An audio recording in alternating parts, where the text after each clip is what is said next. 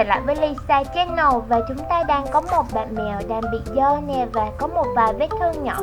Chị sẽ giúp cho bạn mèo này vào trong nhà của Lisa và sau đó sẽ giúp cho bạn tắm rửa và chữa lành vết thương nha.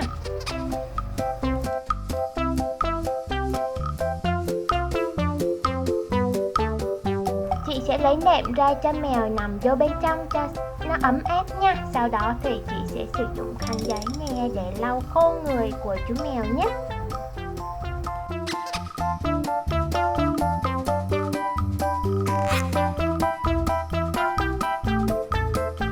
Và bây giờ chị sẽ giúp chú mèo lấy sạch những vết bẩn màu đỏ ở trên người đi nha.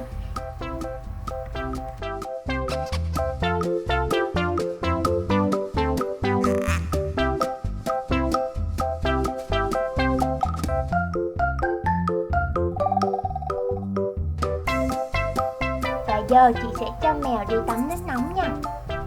Chúng ta sẽ giúp mèo tắm nước nóng thật là ấm nè.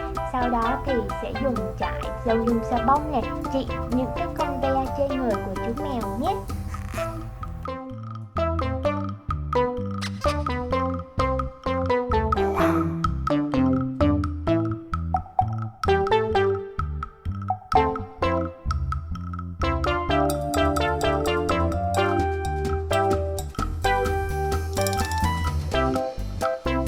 Vậy là chị đã bắt được rất nhiều ve trên người của chú mèo rồi nè. Sau khi đã bắt ve xong rồi thì chị sẽ bắt đầu sử dụng xà bông để tắm thật sạch thêm một lần nữa nha.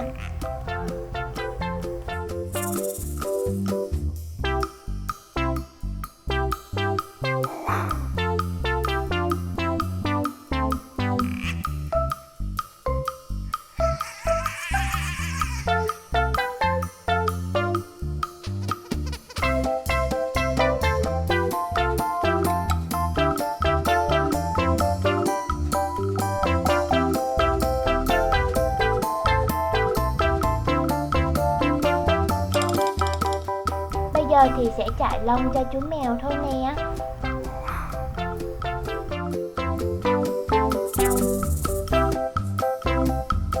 Và đây là một chú mèo cái nè, chú mèo đang mang thai nè. Bây giờ cho nên chị sẽ giúp chú mèo sinh con nha.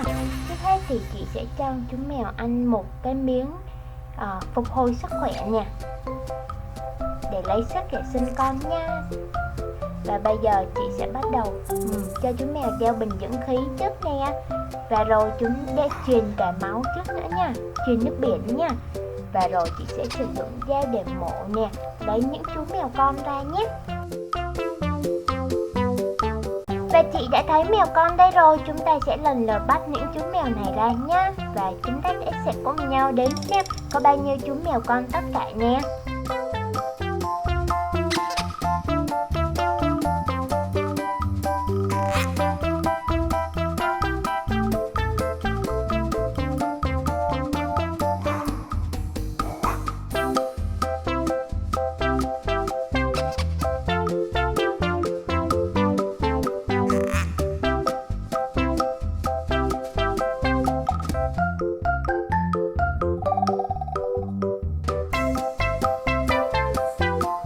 Vậy là chúng ta có tất cả 3 chú mèo con nè, rất là dễ thương đúng không nè?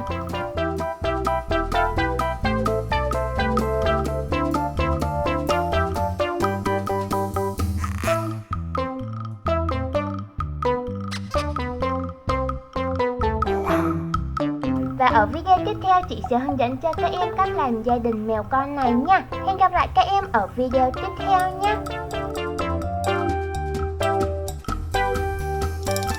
Nếu các bạn yêu thích kênh thì hãy nhanh tay đăng ký nè, like và share để ủng hộ kênh nhé.